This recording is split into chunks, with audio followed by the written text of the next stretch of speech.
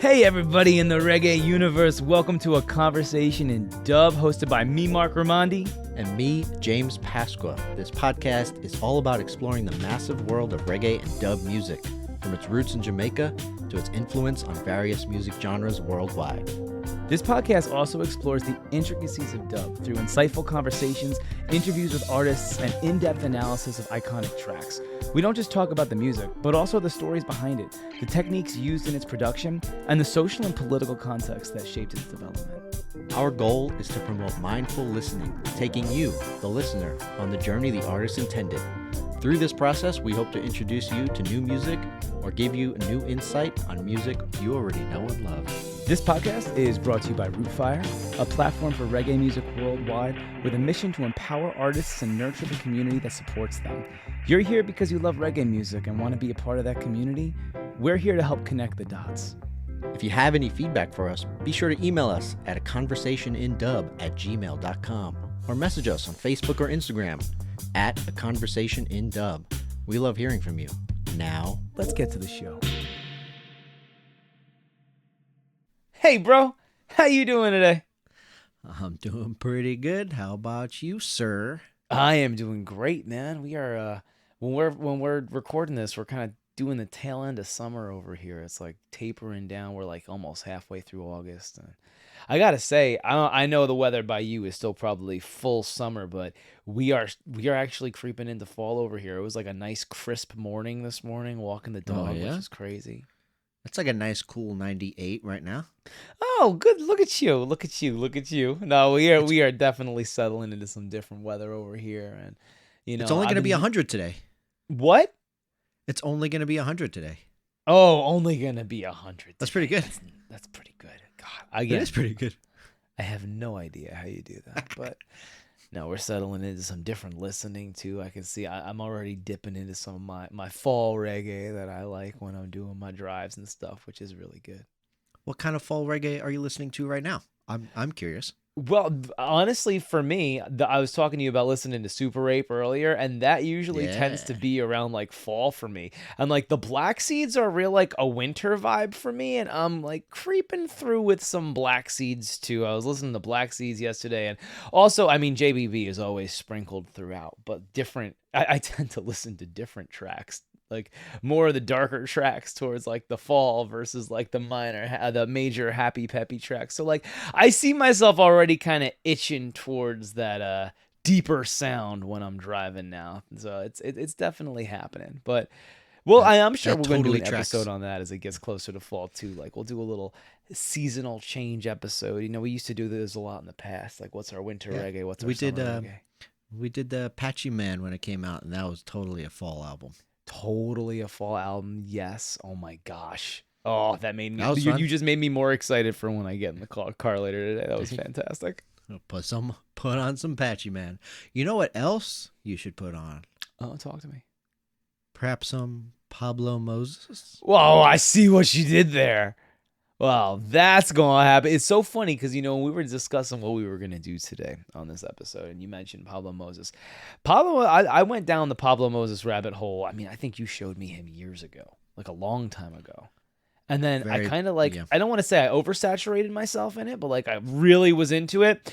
And then it was one of those things that I just stepped away from for the longest time. So when you mentioned it today, I was like, oh, this is exactly what I need right now. I just happened to be listening to some Pablo Moses yesterday, and I was like, these songs are so crazy, so progressive for the time period. And then we were talking about doing an episode, and I was like, you know what? There's a lot to talk about here. With that said, do you want to listen and talk about it? I really do. Let's do this thing. Okay. So for anyone out there listening, we're going to be checking out Pablo Moses' song called Music is My Desire. This came out in 1980. Keep that in mind as you listen to it and think about other Jamaican music that came out in 1980 as you listen to it, because we're going to talk about it. That's so crazy. And like everybody, if you want to pause this and go listen to it right now so you can listen to it along with us and then come right back here on this podcast, hit play, and then listen to our little synopsis of it so there's no spoilers. Also, feel free to listen to it at the end if you want to hear us break it down first. But either way, man, you ready to do this? Yeah, here it is. Music is my desire.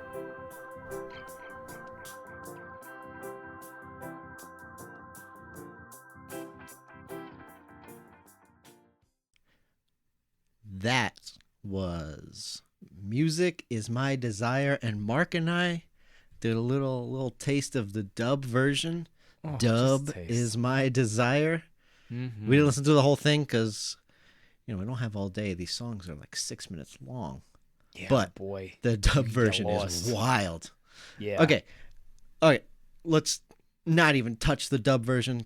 Guys, go pause this. Go listen to it Yes. because it's totally worth it. Come back. Now, Pablo Moses. I feel like Pablo Moses is totally outside of the norm when it comes to Jamaican reggae. Like, he's not trying to be anything that is or was out there. He's just doing him. And it's so clean. Like, his album before this was a Black Ark album, Lee Scratch Perry album. And it's also very progressive, but it sounds gritty and it sounds dirty. And you're like, oh, this is totally an Upsetters album. This one? Nope. This one just doesn't follow any of the rules, and it's so good. No, it follows absolutely zero rules. And one thing that I gotta say I love most about this, like if I was going to sub this track up in one word, I would say super percussive. Oh, yeah. Extremely percussive. And I really want to get into that idea because, we listen to so many reggae tracks. Like, for instance, I'll even throw out like some Bob Marley tracks and stuff. Like you listen to like This Is Love and something like that, where there's a really good balance of texture being laid over. So there's this wall of sound where all of these instruments are coming together. And there's a constant filling of the space. Then you have a track like this with Pablo Moses where there's so many things happening, but they're all happening in their own pocket of percussive rhythm so that there's still gaps, there's still space, and it doesn't sound overcrowded. That is a ridiculously difficult thing to do. Like, I can't even begin to discuss how hard that is with that many tracks and that much layering. I mean, there's easily 3 organ tracks that are happening. Maybe more on that, And one thing that to highlight, okay, we're not getting into the whole science of reggae, but you have chucks on the 2 and the 4, right? That's happening with, I think, and I could be mistaken, I want to listen again to this, I think it's just guitar that's doing those chucks. And if it is piano that's doing it with the guitar, it's extremely clean and it really falls into the background as something that's just a constant steady there to make you vibe to what's happening. Right, because what you're hearing is more of that like tremolo organ, not doing the 2 and 4, but more like a boom, ba, ba, ba, exactly. It's coming, and it's a lot, and then it's coming on that one that and then funky. It's very interesting because it's very percussively driven like a reggae piece, but then there's elements of like funk transitions happening with the organ absolutely in there. Like, it is funky. That organ is funky, but right down to the organ solo is quite percussive, which is very interesting. It's very constant, even though it's a steady. They do have an organ track over the solos that kind of does provide the texture and that steady stream of sound. But the solo itself is super percussive. And I am just blown away by this, especially like we talk about the timing of when this came out. 1980. What was happening like this back then? I mean, we were just getting into like Channel One days. Yes. That's what I wanted to talk about, because we were just getting into like Sly and Robbie were on top of their game doing steppers and rub-a-dub stuff. Roots Radics were just coming out, 79 into the early 80s. That was like their thing. And this is totally a steppers tune with the 4 on the floor and the percussion and everything happening. But it's like not trying to be a steppers tune at the same time, No, which not is at so all. cool. It's like they had a bunch of musicians that don't do this type of reggae do this type of reggae, Yep. That's exactly what right? it sounds like, With which is with some insane. people that definitely do, meaning that you have everything that you need to make it the song that it is, but you have the elements that you would never think to put on it, like that tremolo organ. Exactly. But now you have these, it's just blah, Blech. vomit of the words.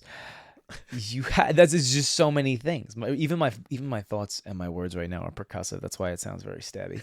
But what's happening here? It sounds like he has a sound that was the evolution of what those steppers tunes and even that Channel 1 era was doing, but at the same time that was starting. Right. Which is crazy because it's like, where did that come from? Where did that grow from? You know what I mean? And because it is so rooted, like it's got so many traditional elements to it, right down to that driving bass line that you have, and like you said, the 4 on the floor. But there is nothing but innovation in this track. Mm-hmm. And it's done really well. You'd think that for someone to kind of break those barriers and do things like this, it would sound cluttered, and this track doesn't sound cluttered, which also speaks volumes to like the production of this, and like that's crazy in itself too, to make sure that everything falls into the pocket it needs to without being overwhelming to the ear. Right. Insanely impressive. Now, if you listened like we did to the song "Music Is My Desire," while we listened to it, came back for our discussion, you're probably, maybe this is the first time you heard it. You're probably thinking, I don't know what you guys are talking about. There's a lot happening in that song. Like, there's a lot of stuff happening. Yes. But pause it and go listen to the dub version, and you'll see when all that stuff is stripped away, how solid the like basic track is on this song. And you'll be like, It's what? super steady. I didn't get any of that when I listened to the normal version. And then you listen to the version again, and there's all the organ and stuff on it and his voice and everything, but it's all leveled out nice and even. But like when you listen to just the dub track, it's very percussion heavy. Percussion being hand percussion, not like what we're talking about where reggae like traditional is percussive versus like yeah, and it's just solid throughout, like start to finish. And it's crazy you say that, because the hand percussion, I don't think I heard maybe 80% of that when we were listening. Exactly what I'm talking about, and that's Didn't hear it. totally. I'm 98% sure that is Scully on the hand percussion, probably djembe or kete So good. or whatever drum it is. I mean, that's just his style, and it's just so good. So and yeah, good. you probably missed a lot of it when you listen to the normal track. Listen to the dub, you'll hear all of it, because it's like the lead in the dub track. And this is like one of those tracks, everybody out there who's listening to this, I highly suggest that like listen to what we're talking about with this podcast and go listen to it again. Like there's no way you're going to listen to this track one time and uncover everything. Like, I've heard this track before. I've listened to it. It's been on my playlists. And like even doing this kind of real intentional dive into it now, noticing things that I didn't when it was just on in the background and it was just going. But it's very interesting because having the perspective of having this song be something that was on in the background at times, that's where you feel the steadiness and the foundation of what you experience when you do a deep dive into the dub. Right? It's that steady drum and bass that just drives that piece, that makes it feel so rooted in the genre we love. But then there's so many new age elements that really were groundbreaking if you think of the timing of this. And, we use these words on this podcast, and I hope you guys know what we're talking about, because we do get into the weeds and sometimes it can be a little bit dense. But like percussive, when you think percussion, you think drums. And when we say that this piece is really percussive, we don't necessarily mean that it's just drums, because obviously, it has drums, but like even it's the way that every instrument is being utilized, like the way that the keyboard is just hitting chords on certain beats of a measure, and they're using these different instruments as like almost a drum in itself that just happens to have a pitch to it. That's what we're getting at here, which is so crazy. And because you have, how many percussive type tracks would you say are going on at one point in this track? Like at So least much. two different organ ones. You have the guitar, you have the drums. I And the mean, bass. the bass is very percussive with where it's coming in and how it's punching you steadily, and like 5, 6 different percussive tracks that are happening, and the hand percussion tracks that are in the background that you don't even notice. And for this to all come together and sound like it just fits like a glove, like one cohesive piece, just speaks to the artistry behind it. It is such an awesome track. Yeah. I- every time I listen to this album, I'm like, these songs are so long. Am I really going to listen to this album? And then I get to the end of it and I'm like, I want so much more. Yeah, exactly. Exactly. You know, okay. And again, we talk so many times about episodes where you have these songs that are just two chords and there's so much going on top of it. Honestly, when you have a song that's two chords, it's a little bit easier, in my opinion, to layer different things over it. You can travel to different, like, percussive elements of an organ. They can travel to different chords and it'll still kind of sound cohesive and make it work. There's a crazy chord progression going on here. So all of this percussiveness is happening to make this all sound very consonant at times, dissonant at times when it's supposed to. But like really there's a lot of intricate things happening here, which I feel like makes it harder to do what he did on this track. Right. So, do the chords change? I'm not saying that there's just two chords in this song, but do they actually change throughout the song? So I definitely want to listen to this again. They don't change, I don't think, in terms of like verse, chorus, verse, chorus. Right. But the actual progression itself is a lot more complicated than just we're two measures on one chord, two measures on another chord, and we're going back and forth. So Right. it's not, in terms of chord progression, I'd say this is definitely on the more intricate side, but in terms of form, it is not, right? This is another one of those songs where the form is identified not only by the lyrics, like the chorus is going to have the same lyrics, but you have these different percussive elements that come in and out for verses and for choruses. You have that tremolo organ, which kind of signifies that we're in the chorus element of things. And like, that's what it's the addition, and that's where the texturing happens to like identify the form. But it is on a crazy chord progression, and there are a couple like curveball chords that are thrown in there just to like give it a little bit of flair too, which I love. I think it's wonderful. And they may not be so common in reggae music, especially in 1980. Exactly. Like this was definitely different. So like here you go. I mean, honestly, this was it was a common thing in the 80s to have this kind of, there is no change in chord progression from verse to chorus. That's common. We hear that a lot in this time period. However, to do it with this intricate amount of percussion elements, tracks, just the way that it's tangling together, it just seems really hard to do. Like, I mean, this is definitely something that kind of organically comes up that you hear and you feel as you build, but you're not going to go into a piece with the intention of it being like that. It'd just be too hard, you know? Like, again, we have these conversations with the artists and everything. God, I wish, you know? Can we get Pablo Moses on the podcast? Because that would be unbelievable. It would be, because I feel like for his mind to be working the way that it was working when it was working that way, there's nothing but knowledge and wisdom we could gain from a conversation like that. And I feel like the world too, to kind of see like, what does it take to be a visionary inside of your genre? And I think that's a really good way to put Pablo Moses, is like, how do you take something that's so good and say, I'm going to raise the bar, I'm going to do something different, and I'm going to do it this way. And it come out like this, you know? I mean, it is scary. That's a scary thing to do. You know, I feel like there's a lot of chances that are being taken with tracks like this. And when the result is this, it's really well done. So to have that kind of a conversation would be incredible here. So, I mean, Pablo Moses, if you are listening, please educate us on that, on what this process looked like and what was the drive and the inspiration to get you to this type of a sound when you did. Like, that's so intriguing to us, and I think so for the listeners too. I mean, it's about dreaming big, and that's what this kind of strikes me as. You know, it's artists that have the ability to just dream bigger. That's a good point.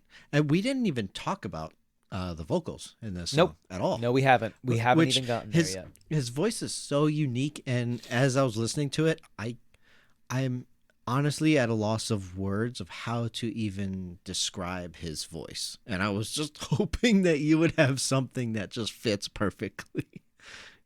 Because it's like he doesn't sound like anyone else. He's very unique. You know, it's very, what's the opposite of forced? Because it's very unforced. I think that's the way it is. Easy It for him? sits I don't very know. naturally, Natural. There almost you to go. where it's a speaking tone almost. I mean, it's not like it's speaking, but it's so relaxed the way that it fits. It kind of fits the percussive mold of everything else, but it ties everything together, and it's very soothing. And that's the other thing about his Mm-hmm. voice that I really, really like that makes it. I feel like when you have a soothing, calm voice like that, that's warm with a little grit.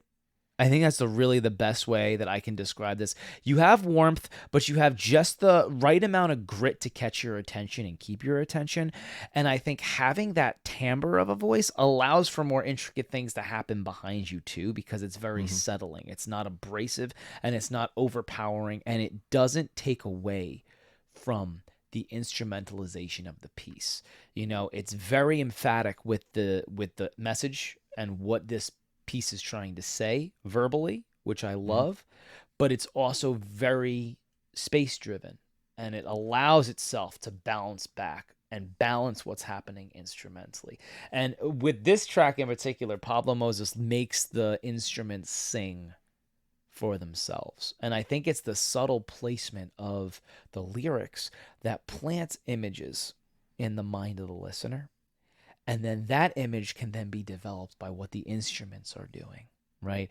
And how he can sing a track and have it mean something verbally, but then allow an organ solo to come over and take that message further. I think that's a really interesting thing, how he allows the instruments to share the message, not thinking that he's the one that has to over deliver on his lyrics.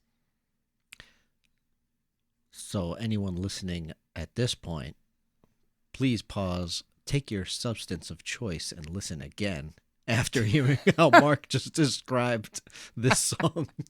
Because then you'll It's see legit. it way differently.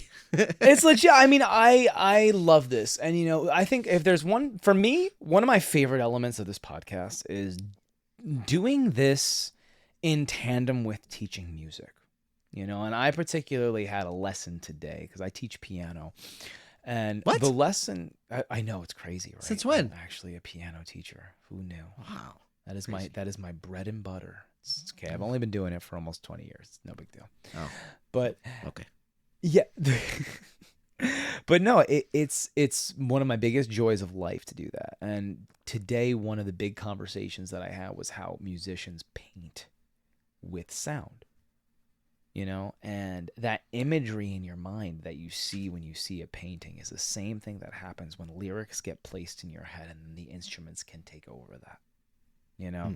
That's why, I mean, it was also a lesson on composition. That's why a title has so much gravity to something, because when you write music, you can express yourself, and nobody has to know what it means but you.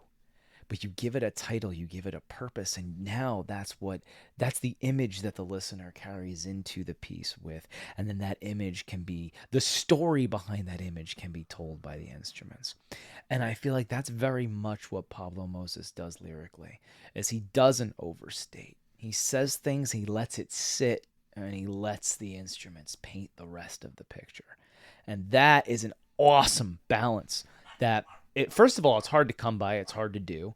And I don't think a lot of lyricists think that way. You know what I mean? Like, I think when you're a lyricist, you're thinking you are what's telling the message that's happening over the music, but you are delivering it. And we're going to hammer this home until you get it. But again, we talk about percussive space. Pablo Moses leaves just the right amount of space in here for you to kind of get it and for you to feel it. Mm-hmm. Would you say that he has a desire for music? Maybe just a bit. But no, I think that not only does he, but I think he has the power to instill that desire in his listeners. And I think that's what makes it more impactful, is the fact that, you can have that desire, you can share that desire, but when you allow other people to experience that desire, it deepens the appreciation for the listener, and it changes the experience for the listener. And this is one of those reggae tracks that can do it. You know, a lot of them can sometimes. This isn't one of those tracks that fall into the background of your thought in terms of like where you are in your reggae journey when you listen to something. Like when you take the time to go in depth with something like this, you're like, this is an opportunity for listeners out there where you can really just go into it and come out of this track thinking, I get it. Oh, I get it. You know, this is one of those ones you can do that with. So definitely put this one on repeat, guys. Go back, give Pablo Moses his credit, because this is really awesome. And as listeners, we are so grateful to have this in the world of reggae and in the world of music, because it contributes so much more to a listener than just a reggae education. Great stuff. And honestly, before we did this episode, Mark and I talked and we're like, we don't really know that much about Pablo Moses, but I was like, I think the song is going to be good enough that we'll be able to talk long enough just about the song. There you go. 30 minutes later, we're still just talking about the song. It's crazy. It's crazy. Yeah. But guys, like, you know, what's our purpose? Our purpose here is to help with this intentional musical listening, where like you're listening to something and you're not being distracted. This piece deserves that. You know, they all do. Everyone that we talk about on this podcast, I feel like truly deserves that. But like, to catch the subtle complications that happen in this, just give it its time, guys. Stop, chill, and listen. Do it. Go back and listen again. Music is My Desire. You can find it on all streaming platforms. Go to your record store and see if it's there. It just might be. You might be lucky enough. Check out the dub version too. Dub is My Desire. It's like a stepper's dream. It's just so good. If you love 4 on the floor drums, hand percussion, there you go. You can just play that over and over again. It'll be great. Absolutely. I love this. I love Pablo Moses. Same. This was a great one. It really was. So everybody out there, I hope you guys enjoyed this as much as we did today. And as always, keep dub. Thanks for listening to A Conversation in Dub, hosted by James Pasqua and Mark Raimondi. Conversation in Dub is brought to you by Rootfire, a platform for reggae music worldwide with a mission to empower artists and nurture the community that supports them. You're here because you love reggae music and want to be a part of that community? We're here to help you connect the dots. This show is produced and edited by James Pasqua. Our theme music is an original composition called Keep Dubbing by James Pasqua and Mark Raimondi. If you want to hear previous episodes containing full songs, you can find them all on Spotify. Follow us on Instagram and Facebook at A Conversation in Dub. And if you have any feedback, requests, or just want to talk about music, reach out there or email us at aconversationindub@gmail.com. Make sure to rate us on your podcast platform of choice. And as always, keep dubbing.